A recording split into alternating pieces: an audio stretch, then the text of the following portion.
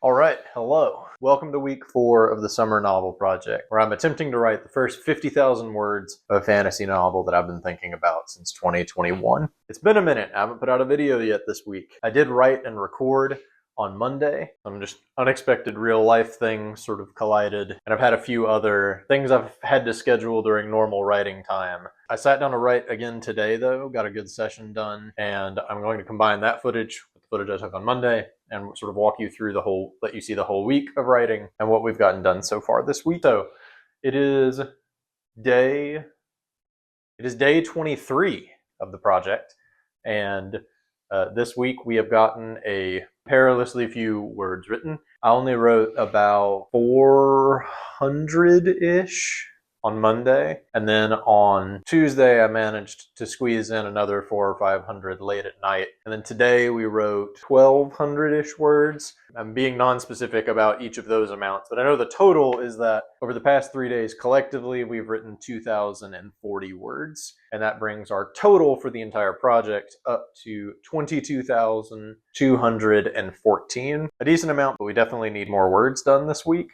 It is week 4, so at the end of this week we will be halfway done. So ideally at the end of this week I would have 25,000 of the 50,000 words. Tomorrow and the next day we are going to need to get 2,800, 3,000 words written, and I think we can do that across 2 days. The writing sessions themselves have been fairly decent so far this week, and we've gotten some good stuff done. I mentioned in the clip that I recorded on Monday that I am essentially writing the ending of the book this week. I'll talk more about that in that clip. It's come with some interesting trade-offs and some interesting things in the process I didn't necessarily expect. I will catch you up on all of that after the time lapses. For now, feel free to sit back or skip ahead, and we'll play the recorded sessions of me writing those 2,000 words this week.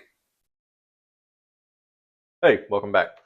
As I'm sure you can tell, we are not in our normal spot. It is extra hot today. The sun is really beating down through the window that I normally write in front of. So we're going to write at my desktop instead. I was going to introduce a couple of challenges. I normally try not to do any writing work here at this desk, because this machine is where I play video games, it's where I watch a lot of YouTube, it's where I watch TV every now and then, where I edit video and do those kind of things. I try not to do any writing work here because my brain associates this chair and this desk with fun times and not with writing work. So this may introduce a little bit of challenge getting started here. I'm going to do my best though, and we'll see.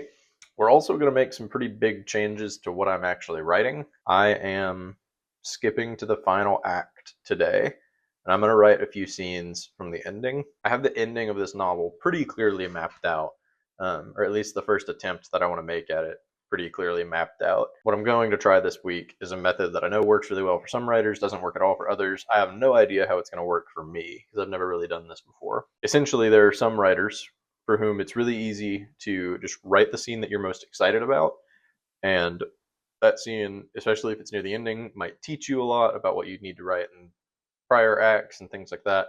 Just write what you're excited about and don't worry about writing chronologically, is the advice that you'll get from some authors and writers. I personally know a lot of writers, though, who are completely the opposite, who do not get out of order like that, who don't touch the ending until they get there, writing chronologically. For them, it's a matter of, as you write, you inevitably will change the story. Certain themes will sort of come to the fore often, and characters will change, and so you can end up writing an ending. If you jump to the ending, you might end up writing a bunch of scenes that not only need to be heavily edited, they might just need to be trashed entirely. So in other words, I'm going to write the ending this week of this novel, and it may be totally unusable by the time we finish writing the whole book. And that's going to be the gamble that I take. Now, for me, I feel like this is a sort of special situation with this book because this story has already had so many different permutations. I've pictured this ending happening a bunch of different ways. And so it actually is important, I think, for me to attack the ending now and really nail down with clarity and specificity what the ending is for this version of the story. In this telling of my protagonist's tale, what is the ending? Because I have 5 or 6 different ones rattling around in my head from the last 5 years of me daydreaming about this story. I think by nailing down the actual ending, this will reveal to me what I need to do in the middle of the story, sort of the different themes that I really need to hammer home, the different plot mechanics that I need to bring to the fore. And so that's what we're going to try out. Maybe it will be a bunch of pages that we end up never using, but this is a case where I feel like if we write 10,000 words this week of an ending I don't even end up using, those 10,000 words will still have taught me a lot about how the story will eventually end. And plus, I'm running out of runway on my outline in the middle, and I've got a lot of outline in the end. So we are chasing the scenes that I currently know how to write. All right, without further ado, let's get into the pages.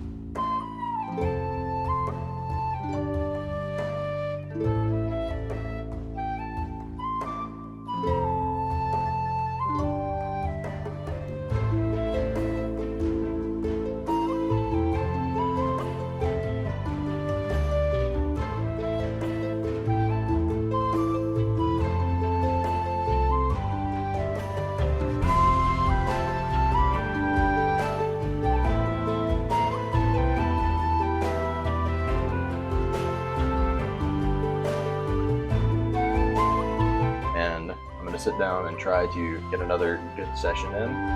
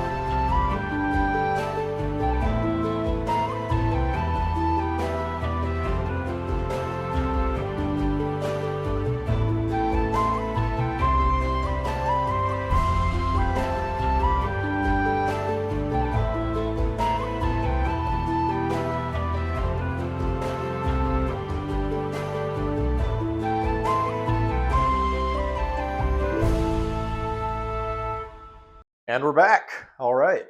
Good stuff this week. This is an epic fantasy novel, so naturally the third act is filled with sort of an epic climactic battle. I've had the major beats of the battle mapped out in my head for a while. What I'm doing this week is I am just writing those scenes as I see them in my head, and we're filling in gaps with placeholder dialogue, placeholder names in a lot of situations, even likely placeholder characters. For example, I know that there will be high-ranking members of a certain faction present at the battle, and I know that I want them to be important characters that we've built up throughout the story. I haven't written those characters yet, or their POVs, as part of Act 1 and Act 2, so I'm essentially inventing placeholder characters, writing those in, and maybe they will inform the character that I end up creating in Act 1 that is this character that gets paid off in the third act. It is an imprecise way to write. It very much feels like roughly hammering out a first draft to write a scene this way. But it has been interesting, and I do think it is good for me to do that. When left to my own devices, writing on projects much smaller than this one, I tend to try to make the first draft really good. I'm comfortable editing, I'm fine changing things later, but I like to write lean and I like to write precisely. It's just how I enjoy working. And so to do a scene this way, where by its very nature, I don't even know some of the characters present for the conflict, I'm being forced to write more quickly than I often do, and just with more imprecision than I often do. And I think that's healthy for me as a writer. It's teaching me some new tricks and some ways to be comfortable with a scene that I don't have perfectly mapped out. The action itself has been fun to write. It involves a lot of pretty lurid description and vivid imagery, and that's often some of my favorite type of thing to write. We're approaching the major scene of the novel. And a lot of traditional storytelling, especially movies and lots of fantasy novels that sort of follow a traditional character arc, you often have what's called the anagnorisis of the character. I've had a writing professor in my graduate program who really loves this word and drives it home that it's the most important thing. Shout out to that professor. You know who you are. The anagnorisis of a character is the moment when they realize something about themselves, about the world, about the decisions that they can make. They realize something about themselves that is the critical piece of information they've been missing. It's the information that, had they known this about themselves at the beginning of the story, the events of the tale never would have even occurred. They would have already been the person that they needed to be by the end of the story. To use an analogy from a different famous writing text, stories are often about taking your protagonist, sticking them in a tree, and throwing rocks at them until the end of the story when you get them out of the tree. Protagonists go through a lot over the course of a story. In a narrative like the one I am writing, the one that kind of narrative that often maps on to movies and other things that have sort of tight, defined endings, you are throwing rocks at your protagonist the whole time to get them to make a realization, and that is their anagnorisis. In Star Wars, it is Luke finally trusting the Force right before he sends out the 2 little missiles and blows up the Death Star without the use of the computer. That's his moment of realization, where everything in the story builds up, and he has this moment where he realizes he does need to trust the Force. That's his anagnorisis.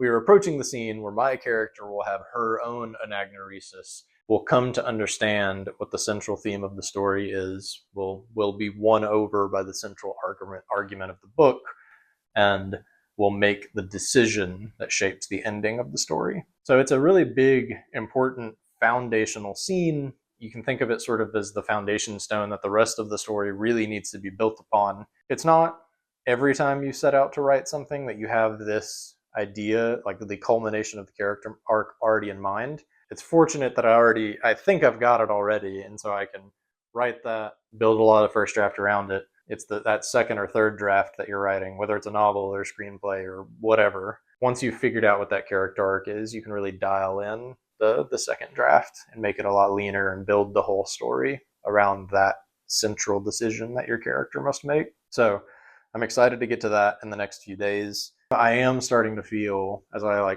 scroll through the Word document that has all of my scenes compiled, it is really neat to scroll through dozens and dozens and dozens of pages and see it building up towards a story that has so far only existed in little bitty projects and in my head.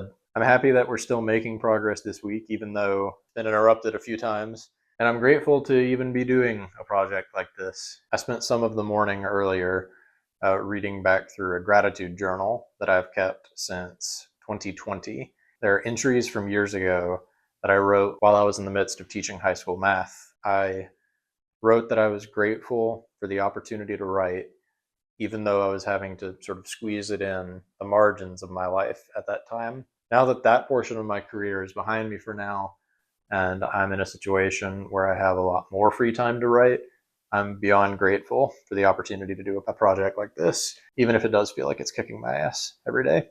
Okay, I think that's all to report for now, and I will see you again this week for the rest of week 4 of our summer novel project.